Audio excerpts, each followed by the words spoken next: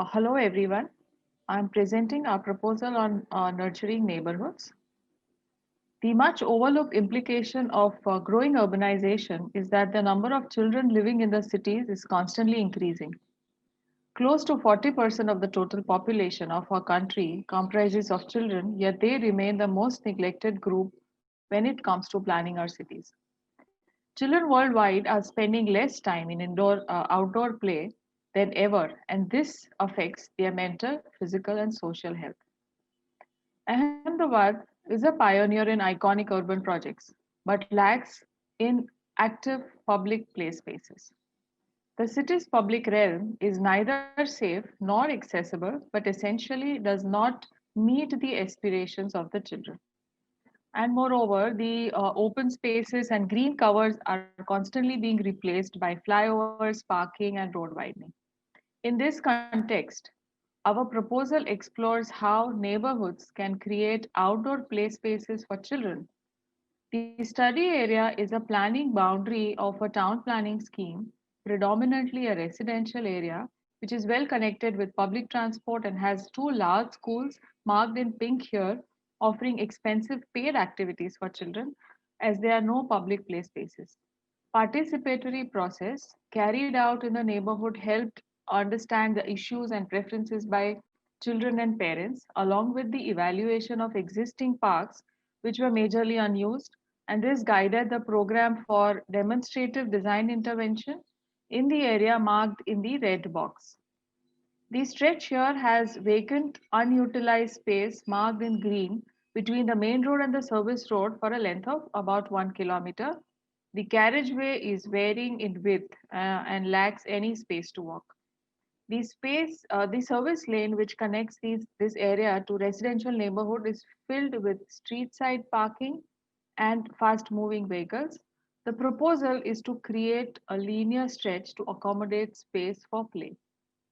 This process is to right size an uneven carriageway of main and service road to release land for cycling and walking, connecting to the neighboring streets, and protecting the stretch with green buffers to reduce the pollution and noise, and remaining space of 8 to 14-meter width is designed for play. The narrow strip includes pedestrian plaza that provides mode share, play area for older children, exploratory play for children, adventure play areas for toddlers, infant play areas with amenities for caregivers, and facilitation for state transport bus stop. The interventions are low cost, low maintenance, and sustainable, in addition to having a high play value for all ages.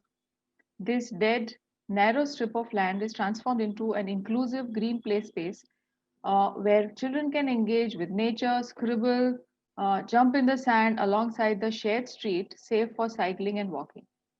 The proposed vegetation types can aid removal of airborne pollutants along with heat island mitigation, decreasing noise pollution, and improving health and well-being of urban population in several ways. Such interventions can give a renewed identity to the neighborhood and allow people to meet and greet in a vibrant environment. The implementation strategy would be to identify people and places, seek finance through CSR PPP models, make this as part of the larger planning trajectory so that the new areas being planned and transformed through local area plans and area based developments mandate provision of all well distributed play spaces within walking distances. Observe what works for the typical area in your city, improvise the size and number.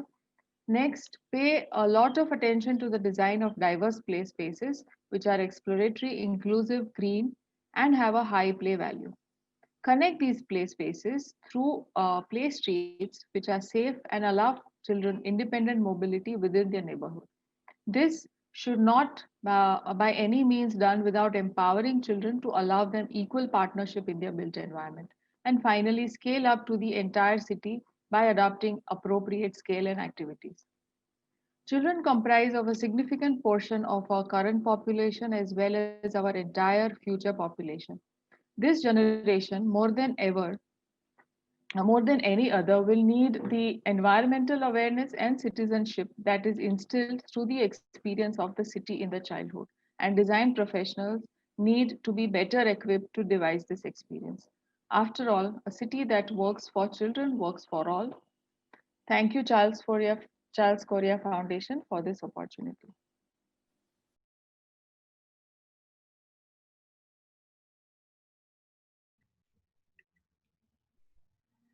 In the category Redefining the City for the People, we chose as winner Nurturing Neighbourhoods, approach towards shaping inclusive play space in Wadi Amenabad. We appreciate a lot the proposal because it is employing very little means, really only what is there already in place and available.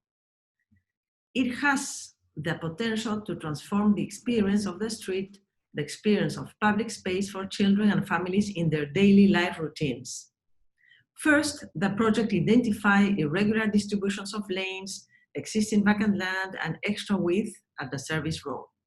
Then, the project established in section a marked difference between a high-speed route for vehicles and the BRTS lane and a newly created portion with another speed, a more slow way of using the public space that can be shared by different types of mobility and pedestrians.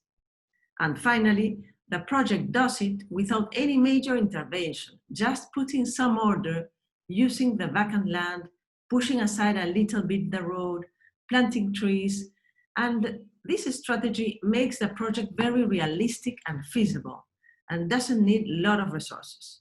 This project is addressing a universal problem, and it helps to imagine that in a consolidated and dense city, you can still transform the leftovers into public space.